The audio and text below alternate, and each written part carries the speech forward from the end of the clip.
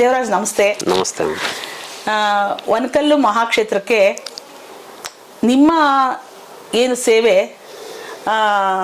ಭಾಳ ಒಂಥರ ಒಂದು ವಿಷಮ ಪರಿಸ್ಥಿತಿ ಅಂತ ಹೇಳ್ತೀವಲ್ಲ, ತುಂಬ ಕಷ್ಟಮಯ ಪರಿಸ್ಥಿತಿನಲ್ಲಿ ನೀವು ಆರ್ಮಿ ಥರ ಅಂದರೆ ನಮ್ಮ ಇವತ್ತಿನ ದಿವಸ ನೀವು ನಿಮ್ಮ ಸಂಗಡಿಗರು 4 ಜನ, ಆನಂದ್ ಮತ್ತಿನ್ನೊಂದು ಮಂಜುನಾಥ್, ಇವರೆಲ್ಲ ಇದರಲ್ಲಿ ನಿಮ್ಮ ದೇವರಾಜ್, ನಿಮ್ಮ ಹೆಸರು ದೇವರಾಜ್ ಅಲ್ವಾ?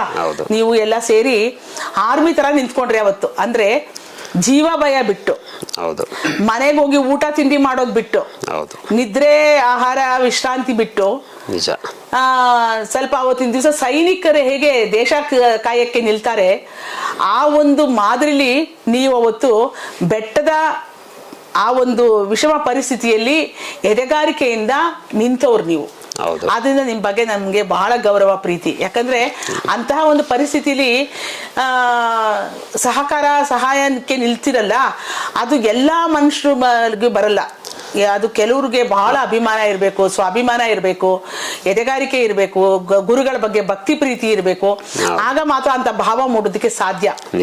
ನಿಮ್ಮಲ್ಲಿ ನಾನು ಅವತ್ತಿನ ದಿವಸ ಆ ಭಾವ, ಆ ಚಟುವಟಿಕೆಗಳು, ಆ ಆಟಿಟ್ಯೂಡ್ಸ್ ನೋಡಿದ್ದೆ. ಅದಕ್ಕಾಗಿ ನಿಮ್ಮನ್ನ ಇವತ್ತಿನ ದಿವಸ ಈ ಒಂದು ಸಾಕ್ಷ್ಯಚಿತ್ರದಲ್ಲಿ ನಿಮ್ಮ ಸಂದರ್ಶನ ಮಾಡ್ತಾ ಇದ್ದೀನಿ. ಸ್ವಾಮೀಜಿ ತೀರ್ಕೊಂಡಿದ್ದಂತಹ ಪರಿಸ್ಥಿತಿಯಲ್ಲಿ ಇಲ್ಲಿ ಯಾವ ಒಂದು ವಾತಾವರಣದಲ್ಲಿ ನೀವು ನಿಮ್ಮ ಸಂಗಡಿಗರು ಕೆಲಸ ಮಾಡಿದಿರಿ ಅನ್ನೋದ್ರ ಬಗ್ಗೆ ಸ್ವಲ್ಪ ವಿವರಣೆ ಕೊಡ್ಬೇಕು. ನಮ್ಮ ಕೆಲಸ ಅನ್ನೋದಕ್ಕಿಂತ ನಮ್ಮ ಕರ್ತವ್ಯ ಅದು. ನಿಜ. ಸರಿನ್ರಾ? ನಮ್ಮ ಸ್ವಾಮೀಜಿಯವರು ನಮ್ಮ ಒಡನಾಟ 20 ವರ್ಷದ ಅವಿನಾಭಾವ ಸಂಬಂಧ ನಮ್ದು ಅವ್ರದ್ದು. ನಮಗ್ ಗೊತ್ತಿದ್ದ ಮಟ್ಟಿಗೆ ಅಷ್ಟು ಪ್ರೀತಿ ವಾತ್ಸಲ್ಯದಿಂದ ನಮ್ಮನ್ನ ನೋಡ್ಕೊಂಡಿದ್ದಾರೆ. ನಾವು ಅಷ್ಟೇ ಶ್ರದ್ಧಾ ಭಕ್ತಿಯಿಂದ ಅವ್ರಿಗೆ ಸೇವೆ, ಅವರ ಗುರುಗಳ ಏನ್ ಮಾಡಬೇಕು ನಮ್ಮ ಸೇವೆ ಮಾಡಿದೀವಿ. ನಮ್ಮ ಕರ್ತವ್ಯ ಅದು. ಮತ್ತೆ 2010 ಆಗಸ್ಟ್ 18ರಂದು 18 ರಾತ್ರಿ 18 ರಾತ್ರಿ ಅದು ನಡೆದಿದ್ದು. 18 ರಾತ್ರಿ 18 ರಾತ್ರಿ ನಾವ್ ಇಲ್ಲೇ ಇದ್ವಿ. 15ರಿಂದ 18ರವರೆಗೂ ನಾವ್ ಇಲ್ಲೇ ಇದ್ವಿ. ಸ್ವಾಮೀಜಿರು ನಿಮ್ಮ ಯಾರು ಬರಬಾರ್ದಪ್ಪ ಅಂತ ಹೇಳಿ ನಮ್ಮನ್ನೆಲ್ಲ ಕಳಿಸ್ಬಿಟ್ರು. ಅವತ್ ರಾತ್ರಿ ಅದೇನೇನ್ ನಡೀತೋ ಅವ್ರ ಪರಮಾತ್ಮನ್ಗೆ ಒಬ್ಬನಿಗೆ ಗೊತ್ತು, ನಮ್ಗೇನೋ ಅದ್ರ ಬಗ್ಗೆ ತಿಳಿದಿಲ್ಲ. ಸರಿನ್ರಾ?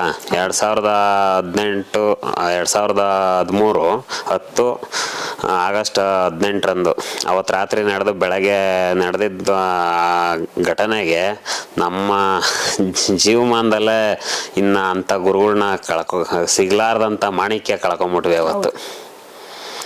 ಅವತ್ತಿನಿಂದ ಸ್ಟಾರ್ಟ್ ಆಗಿದ್ದು. ಇಲ್ಲಿ ತುಂಬಾ ಕಾಣದ ಕೈಗಳು ತುಂಬಾ ಕೆಲಸ ಮಾಡಿದ್ವು.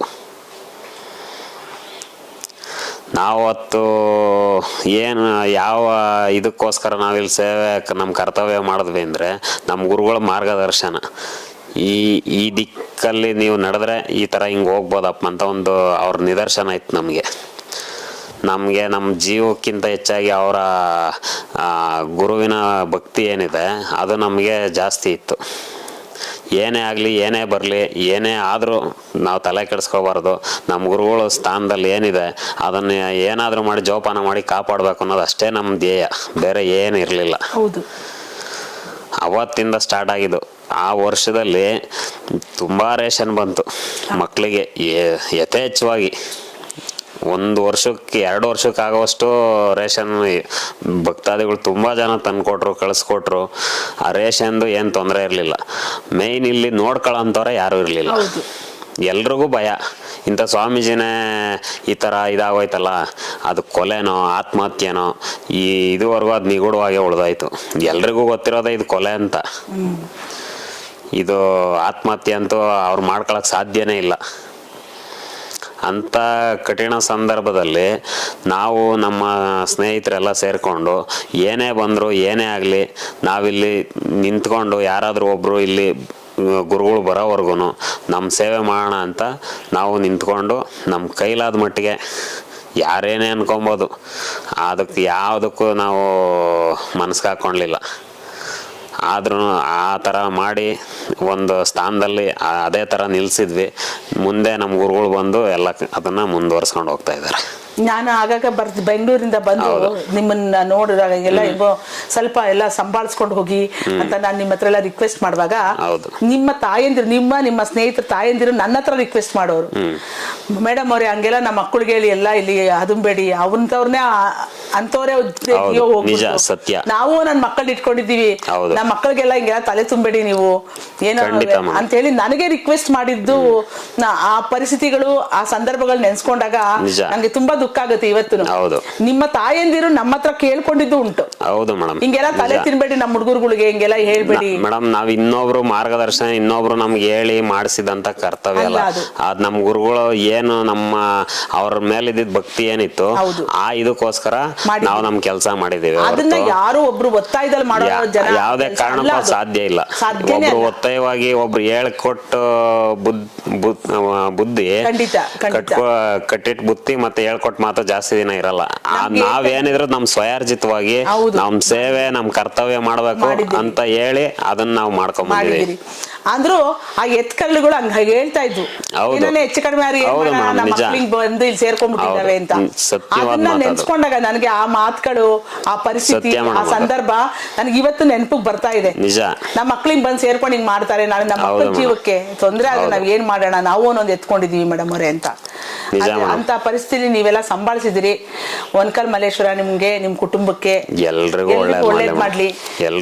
ನನ್ ಅದೇ ಆಶಯ. ಅಂತ ಪರಿಸ್ಥಿತಿಯಲ್ಲಿ ನೀವು ಸೇವೆ ಮಾಡಿದ್ದಿದ್ಯಲ್ಲ, ಹಣಕಾಸು ಕೊಡೋದು, ಅಕ್ಕಿ ರೇಷನ್ ಕಳಿಸೋದು, ಅದಕ್ಕಿಂತ ದೊಡ್ಡ ಜಾತ್ರೆಯಲ್ಲಿ ರೇಷನ್ ಕಲೆಕ್ಷನ್ ಇಂದ ಹಿಡಿದು ಪೂರ್ತಿ ನಮ್ ತೋಪೇಗೌಡರು, ನಮ್ಮ ಯಜಮಾನ್ರುಗಳು ಏನೇನು ಇದಾರೆ ಎಲ್ರು ನಿಂತ್ಕೊಳ್ಳೋರು, ಪೂರ್ತಿ ಕಲೆಕ್ಷನ್ ಇಂದ ಹಿಡಿದು ಎಲ್ಲ ಫುಲ್ಲು ಇಷ್ಟಿಷ್ಟು ಬಂತು, ಇಷ್ಟಿಷ್ಟು ಇಂತಿಂತ ಊರಲ್ಲಿ ಅಂತ ಎಲ್ಲ ಲೆಕ್ಕ ಕೊಟ್ಟು ಜಾತ್ರೆನೂ ಅವ್ರ ಎಲ್ಲ ಹಿರಿಯರ ಸಮ್ಮುಖದಲ್ಲಿ ಜಾತ್ರೆನೂ ಮಾಡಿದೀವಿ. ಅದೊಂದು ಖುಷಿ ಆಗುತ್ತೆ ಅವ್ರ ನೆನ್ಸ್ಕೊಂಡ್ರೆ. ನಮ್ ಕೊನೆ ಉಸಿರಿರೋವರೆಗೂ ಅವ್ರ ಮೇಲೆ ಇರೋ ಭಕ್ತಿ ಅಷ್ಟೇ ಇರುತ್ತೆ, ಯಾವ್ದೇ ಕಾರಣಕ್ಕೂ ಕಡಿಮೆ ಆಗಲ್ಲ. ನಮ್ಮ ಸಿದ್ಧಯೋಗಾನಂದ ಸ್ವಾಮೀಜಿ ಏನ್ ಇವತ್ತು ಲಿಂಗೈಕ್ಯರಾಗಿದ್ದಾರೆ, ಅದು ಅವರು ಇವತ್ತು ಅವರ ದೇಹ ತ್ಯಾಗ ಮಾಡಿರ್ಬೋದು, ಅವ್ರ ಆತ್ಮ ಇನ್ನು ಇಲ್ಲೇ ನಮ್ಮ ಒಟ್ಟಿಗೆ ಇದೆ. ಈ ಕ್ಷೇತ್ರ ಬಿಟ್ಟು ಎಲ್ಲೂ ಹೋಗಲ್ಲ. ಅದು ಹೌದು, ನಿಜ, ಸತ್ಯ, ಖಂಡಿತವಾಗ್ಲೂ ಇದೆ. ನಮ್ಗೆ ದಾರಿ ದಿಕ್ಕು ದೆಸೆ ತೋರಿಸ್ತಾ ಇರೋದು ಹೌದು ಮೇಡಮ್, ನಿಜ. ನನಗೆ ದೃಢ ನಂಬಿಕೆ ನನಗೂ ಇದೆ. ಅಚಲ ವಿಶ್ವಾಸ, ನಂಬಿಕೆ ಖಂಡಿತವಾಗ್ಲೂ ಇದೆ. ಅವ್ರ ದೇಹ ತ್ಯಾಗ, ದೇಹ ಒಂದು ಬಿಟ್ಟೋಗಿರ್ಬೋದು ಅಷ್ಟೇ. ಇಲ್ಲಿ ಅವರ ನಡೆದಿರ್ತಕ್ಕಂತ ದಾರಿ ನಿದರ್ಶನಗಳು ಏನೇನಿದೆ, ಇಲ್ಲಿ ಏನೇನ್ ಮಾಡಿದ್ದಾರೆ, ಅವ್ರ ಪಟ್ಟಂತ ಪರಿಶ್ರಮ ಕಷ್ಟ ಎಷ್ಟಿದೆ ಅನ್ನೋದು ಪೂರ್ತಿ ಇಂಚಿಂಚು ನಾವು ಗೊತ್ತು. ನಮ್ಗಿಂತ ನಮ್ಮ ತೋಪೇಗೌಡರು, ನಮ್ಮ ಮಾಸ್ಟ್ರು, ನಮ್ಮೂರ ಹಿರಿಯ ಮುಖಂಡರುಗಳು ಅವ್ರಿಗೆಲ್ಲರಿಗೂ ತುಂಬಾ ಚೆನ್ನಾಗಿ ಗೊತ್ತು. ಯಾಕೆಂತಂದ್ರೆ ಒಂದ್ ಸೌದೆ ಹೊಡೆಯ ಕರ್ಕೊಂಡು ಹೋದ್ರಿರ್ಬೋದು, ಮರ ಕುಯ್ಯೋದಕ್ಕೆ, ಹೊಲ ಕಟ್ಸೋದಕ್ಕೆ, ಕುಯ್ಯೋದಕ್ಕೆ, ಪ್ರತಿಯೊಂದಕ್ಕೂ ನಾವು ಭಾಗಿಯಾಗಿದ್ದೀವಿ. ನಮ್ ಕೈಲಾದಷ್ಟು ಮಾಡಿದೀವಿ. ನಾವು ಇನ್ನ ಅವಾಗ ತುಂಬಾ ಚಿಕ್ಕ ಮಕ್ಳು, ಅವ್ರು ಬಂದಂತ ಸಂದರ್ಭದಲ್ಲಿ ಚಿಕ್ಕ ಮಕ್ಳು ಏನೋ ನಿಮ್ ತಾಯಿ ತಂದೆಗಳು ಲೋಕಾರೂಢಿ ನಮ್ ಏನ್ ಸಂಸ್ಕಾರ ಇತ್ತು, ಬಂದು ಕರ್ಕೊಂಬರೋರು, ಕೈಲಿ ಇಟ್ಕೊಂಡ್ಬರೋರು, ಹೋಗೋರು. ಖಂಡಿತ. ಆದ್ರೆ ಆ ಪರಿಸ್ಥಿತಿ ನಿಭಾಯಿಸಿದಿರಲ್ಲ ಸ್ವಾಮೀಜಿರು ದೇಹ ತ್ಯಾಗ ಆದ್ಮೇಲೆ, ಅವತ್ತಿನ ಪರಿಸ್ಥಿತಿ ನಿಭಾಯಿಸಕ್ಕೆ ನಿಮ್ಮ ಜೀವದ ಹಂಗು ತೋರ್ದು, ದೇಹಕ್ಕೆ ಜೀವ ಹೋದ್ರು ಪರಲ್ಲ, ನಾವ್ ಬೆಟ್ಟ ಬಿಡಲ್ಲ, ನಾವ್ ಬೆಟ್ಟದ ಸಂಭಾಳಿಸ್ತೀವಿ, ಮಕ್ಕಳು ಸಂಭಾಳಿಸ್ತೀವಿ, ಮಠ ಸಂಭಾಳಿಸ್ತೀವಿ, ನಾವ್ ಇದನ್ನ ಕಾವಲ್ ಕಾಯ್ತೀವಿ ಅಂತ ಸೈನಿಕರ ತರ ನಿಂತಿದ್ದಂತಹ ನಾನ್ ನಮ್ ಸ್ವಾಮೀಜಿಯವರು ಹೇಳಿದ್ರು, ಮೇಡಮ್ ದೇವರಾಜ್ ನಿಂದ ಈ ವರ್ಷ ಮುಗಿಸ್ಕೊಂಡ್ಬಿಡು, ಡಿಗ್ರಿ ಮುಗಿಸ್ಕೊ, ನೆಕ್ಸ್ಟ್ ನೀನ್ ಇಲ್ಲೇ ವಾರ್ಡನ ಕೆಲ್ಸಕ್ಕೆ ಜಾಯ್ನ್ ಆಗು ಅಂತಾನು ಹೇಳಿದ್ರು. ನನ್ಗ ಕೆಲ್ಸ ಕೊಡ್ತಾರ ಬಿಡ್ತಾರ ಅದ್ ಸೆಕೆಂಡ್ರಿ. ಅವ್ರ ಮೇಲಿದ್ದಂತ ಭಕ್ತಿ, ಪ್ರೀತಿ, ವಿಶ್ವಾಸ, ವಾತ್ಸಲ್ಯ, ತಾಯಿ ಹೃದಯ ಮೇಡಮ್ ಅವ್ರದ್ದು. ಯಾರನ್ನೇ ಆಗಿರ್ಬೋದು ಮೇಡಮ್, ಸಣ್ಣವನ್ ಇರ್ಬೋದು, ದೊಡ್ಡವನ್ ಇರ್ಬೋದು, ಬಡವ ಇರ್ಬೋದು, ಶ್ರೀಮಂತ ಇರ್ಬೋದು, ಎಲ್ರಿಗೂ ಒಂದೇ ಪ್ರೀತಿ, ಒಂದೇ ವಾತ್ಸಲ್ಯ, ಭೇದ ಭಾವ ಅನ್ನೋದು ಇರ್ಲಿಲ್ಲ. ಮಗುಗೆ ಚೆನ್ನಾಗ್ ಬಾರಿಸ್ಬಿಟ್ಟು ಅರ್ಧ ಗಂಟೆ ಬಿಟ್ಟು ಆ ಮಗುನ್ ಸಂತೈಸಿದ್ದು ನಾನು ನೋಡಿ. ಹೌದು, ಖಂಡಿತವಾಗ್ಲು ಅಂತ ಖಂಡಿತ. ಆಯ್ತು, ಏನು ಗುರುಗಳ ಬಗ್ಗೆ ನಿಮ್ಗೆ ಅಷ್ಟು ಪ್ರೀತಿ ವಿಶ್ವಾಸದ ಸೇವೆ ಮಾಡಿದ್ದಕ್ಕೆ. ಸೇವೆ ಅಲ್ಲ ಮೇಡಮ್, ಅದ್ ನಮ್ ಕರ್ತವ್ಯ ಅಂತ ಮಾಡಿದ್ರಿ. ನಮ್ ಕರ್ತವ್ಯ ಅದು, ಸೇವೆ ಅಲ್ಲ. ಸಂಸ್ಕಾರ ಇವತ್ತಿಗೂ ನಮ್ ಏನ್ ಮಾಡ್ಬೇಕೋ, ನನಗೆ ತುಂಬಾ ಒಂಚೂರು ಕೆಲ್ಸದ ಒತ್ತಡ ಜಾಸ್ತಿ ಆಗಿ ಈ ನಡುವೆ ಬರಕ್ ಆಗ್ತಾ ಇಲ್ಲ ಜಾಸ್ತಿ. ಆಯ್ತು, ಆದ್ರೂ ಬರ್ತೀನಿ. ಸ್ವಾಮೀಜಿಯವರು ನಮ್ಮ ಈಗ ಇರಂತ ಉಪಸ್ಥಿತಿ ಇರುವಂತ ಸ್ವಾಮೀಜಿರ ಎಲ್ಲ ಆಶೀರ್ವಾದ ನಿಮ್ಮ ಕುಟುಂಬಕ್ಕೆ ನಿಮ್ಮ ಸಂತಾನಕ್ಕೆ ಎಲ್ರಿಗೂ ನಿಮ್ಮ ಸಿಗ್ಬೇಕು ಮಕ್ಕಳಿಗೆ ಮೇಡಮ್. ಇರ್ಲಿ. ನಮ್ಮ ಒಬ್ರಿಗೆ ಅಲ್ಲ, ಬೇಡ, ಎಲ್ರಿಗೂ ಇರ್ಬೇಕು. ಸರ್ವರಿಗೂ ಸಿಗ್ಲಿ ಅದು, ನಮ್ಮ ಅದು ಒಬ್ರಿಗೆ ಬೇಡ. ಯಾವತ್ತೂ ಅದು ಬುತ್ತಿ ಇದಾಗೆ ನಾವು ಏನ್ ಧರ್ಮದ ಕೆಲಸ ಹೌದು, ಮಾಡಿರ್ತೀವಿ, ಗುರು ಸೇವೆ ಮಾಡಿರ್ತೀವಿ, ಹೌದು. ಅದು ಯಾವತ್ತೂ ನಮ್ಮ ಬುತ್ತಿ ಇದ್ದಂಗೆ ನಮ್ಮ ಒಟ್ಟಿಗೆ ಖಂಡಿತ. ಇರುತ್ತೆ. ನಿಮ್ಗೆ ಒಳ್ಳೇದಾಗ್ಲಿ ದೇವರಾಜ್. Thank you. ಧನ್ಯವಾದ ಮೇಡಮ್.